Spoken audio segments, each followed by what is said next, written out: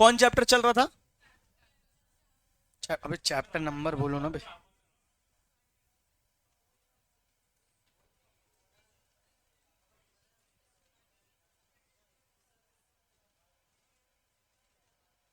Illustration 3 मुझे लग रहा है हो गया था कि कराना था।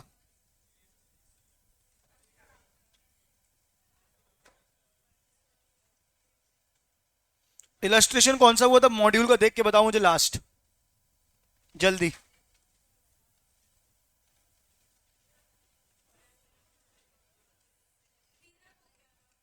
हाँ, इलस्ट्रेशन 3 नई मॉड्यूल का हुआ था कि नहीं हुआ था?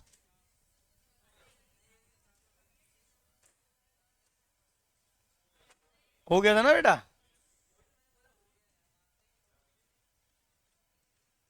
चलो आओ, अब शुरू कर रहे हैं नया ट्रेडिशनल अप्रोच। देख लो ध्यान से, फटाफट जल्दी जल्दी करेंगे ना। एनआई अप्रोच क्या बोलता था? वो बोल रहा है था वैल्यू ऑफ द फर्म से कैपिटल स्ट्रक्चर को फर्क पड़ता है, चीपर डेट की तरफ जाते हैं तो वैल्यू बढ़ती है, इसलिए डेट आई डेट डेट आई डेट डेट आई डेट। एनओआई अप्रोच ने क्या बोला था कि कैपिटल स्ट्रक्चर से फर्क नहीं पड़ता है। अब क्योंकि वैल्यू ऑफ द फर्म का पूरा भल लिए एक बार में ना, वैल्यू ऑफ द फर्म का पैकेट भी खा ले, वैल्यू ऑफ द फर्म का कैपिटल स्ट्रक्चर से फर्क नहीं पड़ता। किसने बोला? एनओआई ने। किसने बोला? एनओआई ने, कि वैल्यू ऑफ द फर्म का कैपिटल स्ट्रक्चर में फर्क नहीं पड़ता। तो क्या करोगे? सीधे सीधे इससे अच्छा इक्विटी लो, क्योंकि कम से कम कम रिस्की है, वैल्यू में फर्क तो पड़ नहीं रहा। तो एनओआई ने क्या बोला? इक्विटी ही इक्विटी। क्या बोला? इक्विटी ही इक्विटी। अब ट्रेडिशनल अप्रोच क्या बोल रहा है? कोई एक जन मेरे लिए रीड करेगा? पढ़ो, तुम्हारे मुंह में तो खाना भरा है, कैसे रीड करोगी ना। ठीक है रुक जाओ, कोई और पढ़ो, कोई और पढ़ो। पढ़ने के था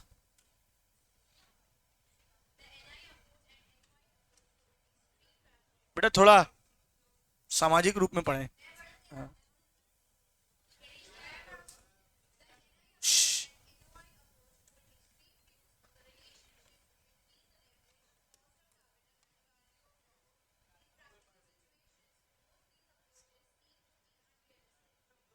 अबे पढ़ रहे हैं ना कोई?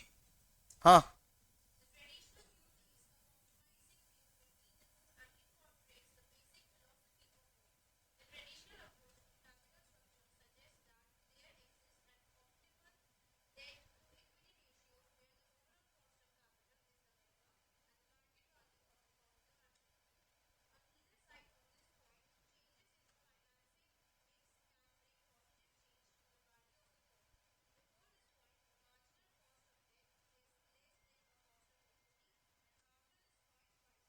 हाँ, क्या समझ में आया क्या लिखा था? देखो क्या था उनने, वो क्या बोल रहा था कि डेट ले लो तो बेनिफिट है, दूसरा क्या बोल रहा था इक्विटी ले लो तो बेनिफिट है। उनने बोला ऐसा कुछ नहीं होता है, एक ऑप्टिमम कैपिटल स्ट्रक्चर होता है कि इस कैपिटल इस रेशियो में अगर आप पहुंच जाओगे तो आपकी वैल्यू मैक्सिमाइज होगी, अगर इससे आगे जाओगे तो भी आपकी वैल्यू कम होगी, इससे कम जाओगे तो भी आपकी वैल्यू क्या होगी? कम होगी। इसका लॉजिक क्या होता है मैं तुमको बता रहा हूं। उनका क्या कहना था, देखो हमने क्या पढ़ा था पहले वाले में, मैं पूरा लॉजिक से बता रहा हूं ना, देखना ध्यान से। ये तुम्हारा केडी था, भक्ता कहाँ जा रहा भाई, ये केडी था, ये के ही था, बोलो हाँ। उसने बोला था चीपर डेट की तरफ जाओगे तो वैल्यू कम होगी, ये किसने बोला था? एनआई ने। एनओआई ने क्या बोला था? अगर चीपर डेट की तरफ जाओगे तो इक्विटी क्या होती जाएगी? बढ़ती जाएगी, इसलिए वैल्यू ऑफ द फर्म क्या रहेगी? सेम। ट्रेडिशनल अप्रोच ने अलग बात बोली। क्या बोला? जब आप चीपर डेट की तरफ जाओगे एक लेवल तक इक्विटी को फर्क नहीं पड़ेगा, क्योंकि उसको लगेगा हाँ हाँ अच्छा है, डेट ले रहे हैं, हमारा आरओआई ज्यादा है, इंटरेस्ट ऑन डेट कम है, तो हमको पैसा ज्यादा ही मिलेगा। क्या बात समझ में आ रही है? एक लेवल तक डेट को दिक्कत, इक्विटी को दिक्कत नहीं होगी। जब तक इक्विटी को दिक्कत नहीं होगी तब तक cost of, overall cost of capital क्या होगी? कम होगी, और वैल्यू ऑफ द फर्म बढ़ेगी। बोलो हाँ या नहीं? लेकिन एक पॉइंट ऑफ डेट के बाद, एक पॉइंट ऑफ डेट के बाद क्या होता जाएगा? इक्विटी को दिक्कत होने लग जाएगी। यहां तक इक्विटी ऐसा रहेगा, फिर इक्विटी को दिक्कत होने लग जाएगी, और जैसे जैसे इक्विटी को दिक्कत होने लग जाएगी ओवरऑल कॉस्ट ऑफ कैपिटल भी क्या हो जाएगी? बढ़ती चली जाए। सॉरी, आया कि नहीं आया? मॉरल ऑफ द स्टोरी, पहला वाला क्या बोलता था कि डेट को, इक्विटी को फर्क ही नहीं पड़ता कितना भी डेट ले लो।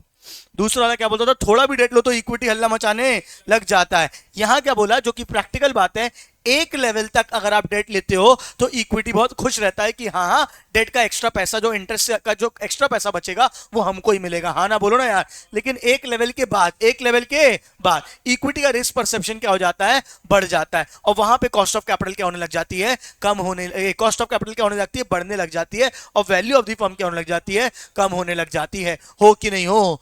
तो वो एक ऑप्टिमम कैपिटल स्ट्रक्चर आता है बीच में, जहां पे डेट इक्विटी मिक्स ऐसा है जहां पे वैल्यू ऑफ द फर्म क्या है, वैल्यू ऑफ द फर्म क्या, कॉस्ट ऑफ कैपिटल क्या है, मिनिमम, और वैल्यू ऑफ द फर्म क्या है, मैक्सिमम। इससे पहले जाओगे तो भी वैल्यू कम है, इसके बाद जाओगे तो भी वैल्यू कम है। वो ऑप्टिमम कैपिटल स्ट्रक्चर कौन बताता है? Traditional approach. अब रीड करोगे तो जो बातें बोलूंगा वही लिखी हुई है, पढ़ो।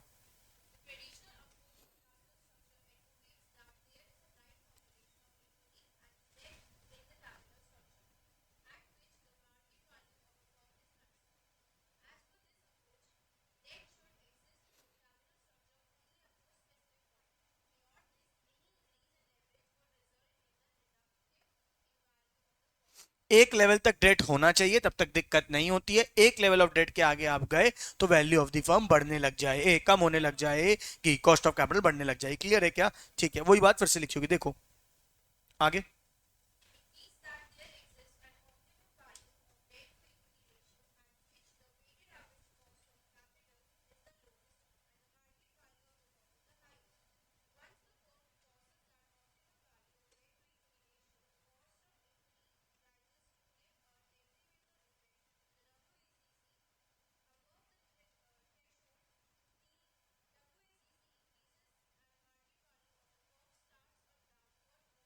जो मैंने बोला वो पूरा इस पैराग्राफ में सेम बात लिखी हुई है, कि आप अगर डेट की तरफ एक लेवल के बाद गए तो आपका कॉस्ट ऑफ इक्विटी क्या हो जाएगा, बढ़ने लग जाएगा, ओवरऑल कॉस्ट ऑफ कैपिटल क्या हो जाएगा, बढ़ने लग जाएगा, और वैल्यू ऑफ द फर्म क्या होने लग जाएगी, कम होने लग जाएगी। हम पढ़ चुके हैं ओवरऑल कॉस्ट ऑफ कैपिटल और वैल्यू ऑफ फर्म का इनवर्स रिलेशनशिप होता है। जितनी कम कॉस्ट ऑफ कैपिटल रहेगी उतनी वैल्यू ऑफ फर्म ज्यादा रहेगी, जितनी ज्यादा कॉस्ट ऑफ कैपिटल रहेगी उतनी वैल्यू ऑफ द कम कम। अरे हाँ ना बोलो ना यार। चलिए आगे।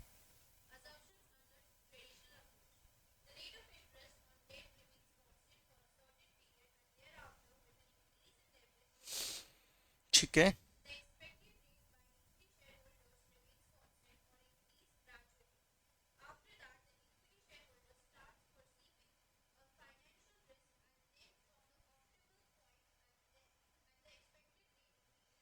एक ऑप्टिमल पॉइंट के बाद क्या हो जाता है, के ई बहुत तेजी से बढ़ने लग जाता है। जो बातें बोली वही लिखी हुई है सब, और कुछ अलग नहीं है। हाँ आगे।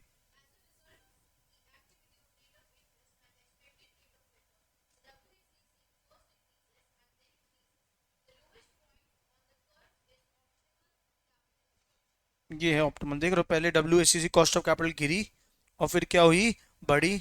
तो ये वाला पॉइंट है जहां पे क्या है, ऑप्टिमम कैपिटल स्ट्रक्चर है। इसके ऊपर भी केओ ज्यादा है, इसके बाद भी केओ ज्यादा है। यहाँ पे वैल्यू ऑफ द फर्म क्या आ जाएगी, मैक्सिमम। क्या बात समझ में? देखो पहले हम जब सस्ती रेट की तरफ जा रहे थे तो इक्विटी को दिक्कत नहीं हो रही थी, हो भी रही थी तो बहुत ज्यादा नहीं हो रही थी। जैसे ही आप एक पॉइंट के बाहर पहुंचे ये बहुत तेजी से बढ़ने लग गया, इतना बढ़ने लग गया कि हमारी ओवरऑल कॉस्ट ऑफ कैपिटल को बढ़ाने लग गया और वैल्यू ऑफ द फर्म को कम करने लग गया। क्या बात समझ में? वही the following estimates the cost of debt, ये पूरी कहानी इनने दी हुई है। ठीक है क्या? बाकी आप देख लोगे, इसके न्यूमेरिकल कुछ खास होते नहीं है, थ्योरी ही होती है। हाँ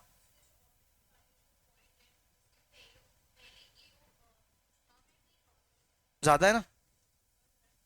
ये देखो ये ऑप्टिमम है, इसके पहले ये ऐसा आ रहा है ना कर्व आपका, बधाई हो।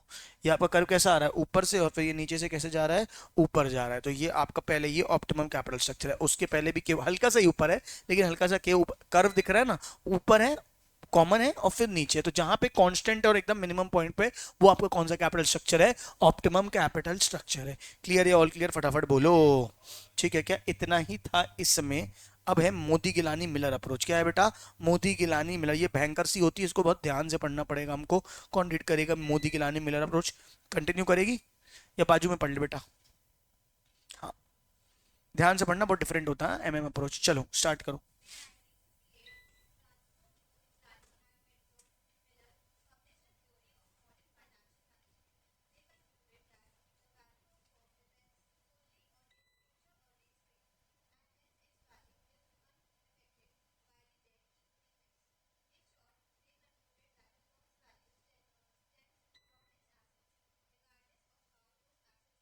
मतलब इनका क्या कहना है, देखो सबसे पहले एनआई ने क्या बोला था, फर्क पड़ता है। एनओआई ने क्या बोला, फर्क नहीं पड़ता।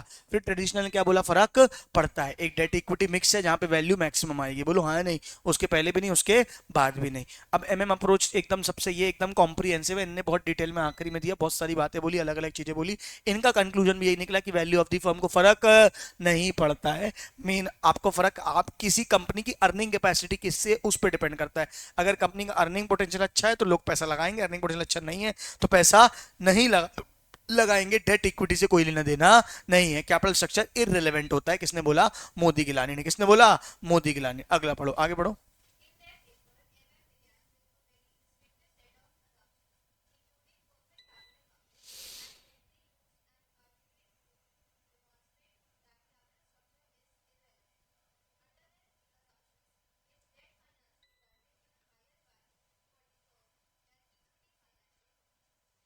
हाँ हाँ,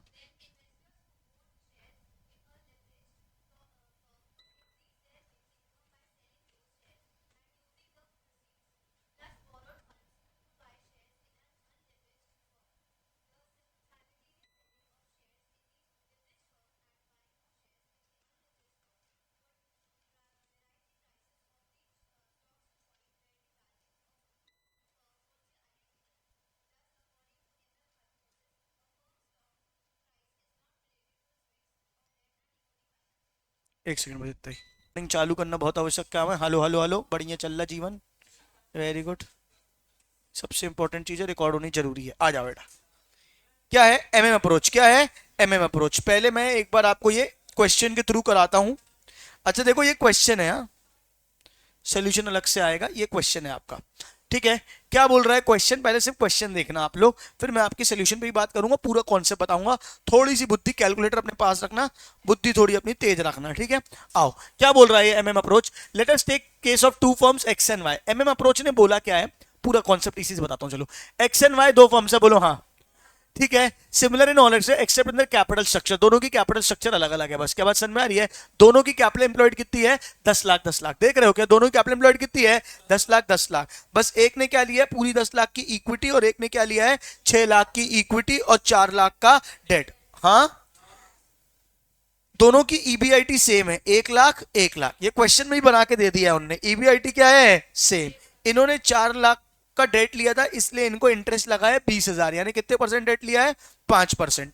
डेट का इंटरेस्ट कितना है, 5%। इसके पास 4 लाख की इक्विटी थी तो 5% इंटरेस्ट दिया। ईबीआईटी में इंटरेस्ट माइनस हुआ कितना बेटा, 20,000। तो मार्केट वैल्यू ऑफ डेट इसकी 0 है और इसकी कितनी है, 4 लाख। ईबीटी कितना आ गया, 1,80,000। कितना आ गया, 1,80,000। कितनों को ये बात समझिए, सवाल ही चल रहा है अभी तक, सोल्यूशन नहीं है ये, ठीक है। क्या देख के लगता है सोल्यूशन है। ईबीआईटी में से क्या माइनस हुआ, इंटरेस्ट। क्या माइनस हुआ, इंटरेस्ट। क्या आ गया, ईबीटी। क्या आ गया, ईबीटी। एक का के कितना था, 10, एक का के कितना था, 12। क्यों 10 और 12, ये डेट वाली फर्म है, ये ज्यादा रिटर्न चाहेगी। ये नॉन डेट वाली फर्म है, ये कम रिटर्न चाहेगी। इसके में कम रिस्क है, इसके में ज्यादा रिस्क है। ज्यादा रिस्क के बदले वो लोग 12% चाहते हैं, कम रिस्क के बदले ये लोग 10% चाहते हैं। हाँ या नहीं बोलो। तो 80,000 इसके लिए बच रहा है, डिवाइडेड बाय 12%, कितनी आ रही है इक्विटी की वैल्यू, 6,66,666। हाँ, और इसकी वैल्यू कितनी आ रही है, 1 लाख डिवाइड बाय 10, कितनी आ रही है, 10 लाख। देखा जाए तो वैल्यू ऑफ इक्विटी किसकी ज्यादा आ रही है, अनलिवर्ड की, और इसकी किसकी आ रही है, लिवर्ड की, 6 लाख। हाँ ना बोलो ना यार, पक्का। अब market value of the firm कितनी हो जाएगी, इसकी तो 10 लाख ही रहेगी। इसमें 6 लाख में क्या जुड़ गया, 4 लाख का डेट। क्या जुड़ गया, 4 लाख का डेट। सेम लाइक हम एनओआई कर रहे थे, वही किया भी, 10,66,666। इनके लिए कॉस्ट ऑफ कैपिटल कितनी पड़ी, 10, और इनके लिए कितनी पड़ी, 9.37। यहां तक कितनों को बात समझ में आई, हाथ उठाओ। नॉर्मल सवाल है ये, हाँ नहीं बोलो। अब क्या हुआ, यहां यहां देना सारे लोग। अब हुआ क्या, इक्विटी को यहां पे वैल्यू ऑफ द फर्म कितनी आ रही है, 10,66,666। यहां कितनी आ रही है, 10 लाख। बोलो हाँ या नहीं। और ये 10%, 9 पॉइंट, इनकी कॉस्ट ऑफ कैपिटल कंपेरेटिवली क्या पड़ रही है, कम। सुन रहे हो मेरी बात। अब लिवर्ड फर्म वाले ने दिमाग लगाया, बोला मेरे को क्या हो रहा है कि मेरी फर्म मेरा पैसा लगा रही है, बोलो हाँ, प्लस मार्केट से डेट उठा रही है, प्लस मार्केट से डेट उठा रही है।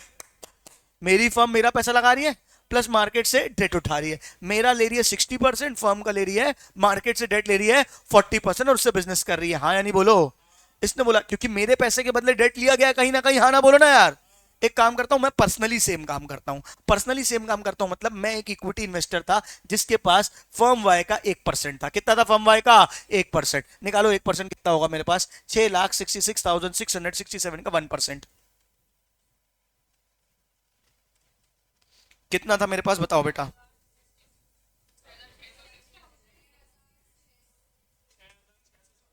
6,666। अच्छा, कंपनी ने 0.4% क्या लिया? डेट लिया। तो मैं भी 4,000 रुपए का डेट ले लेता हूं पर्सनली। मैंने 4,000 का क्या ले लिया? Personal debt. मतलब 6,000 रुपए मैंने अपने शेयर बेचे। मैंने अपने शेयर बेचे कितने के? 6,667 के। बोलो हाँ या नहीं?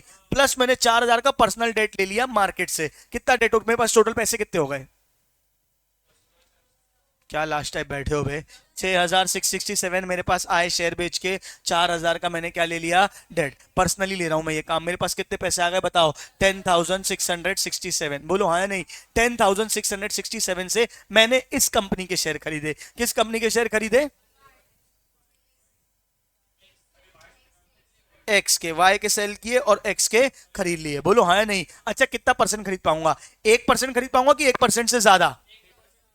1% से ज्यादा। क्यों 1% से ज्यादा? क्योंकि ये है इसका 10 लाख है। बोलो हाँ या नहीं? यानी 10 लाख है और मेरे पास पैसे कितने हैं? 10,667। बोलो हाँ या नहीं? ठीक है क्या? तो मैं कितना खरीद पाऊंगा? 10,667 डिवाइडेड बाय 10 लाख। बताओ कितना आएगा? 10,667 divided by 10 lakh. Percent into 100 पे 1.0667% खरीद पाऊंगा। हाँ नहीं? कितना खरीद पाया? 1.0667%। मतलब मैं अब एक्स कंपनी का 1.0667% का मालिक हो गया। हाँ कि नहीं?